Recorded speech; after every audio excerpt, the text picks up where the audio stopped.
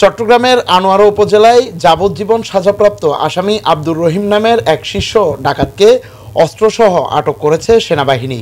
এ সময় তার ছেলে মোহাম্মদ ইমরানকেও আটক করা হয়। রোববার রাত 2টা থেকে উপজেলার 1200 ইউনিয়নের পশ্চিমচাল গ্রামে এই অভিযান পরিচালনা করা হয়।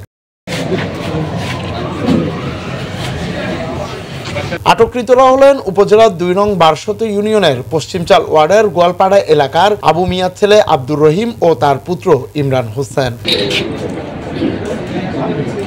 সোমবার বিকেলে সেনাবাহিনী জানান, খুন, ডাকাতি, ছিনতাই, নারী ও শিশু নির্যাতন, মাদকসহ 7টি মামলার আসামি আব্দুর রহিম এর আগে আইনশৃঙ্খলা বাহিনীর সদস্য একাধিকবার অভিযান পরিচালনা করেও তাকে আটক করতে ব্যর্থ হয়। গোপন সংবাদের ভিত্তিতে খবর পেয়ে রোববার রাতে অভিযান চালিয়ে বাড়ির পাশের পুকুর থেকে তাকে আটক করা হয়। এ সময় তার কাছ থেকে 2টি বন্দুক, 8 রাউন্ড দেশীয় গুলি ও চাপাতি, রামদাসহ 7টি দেশীয় অস্ত্র উদ্ধার করা হয়।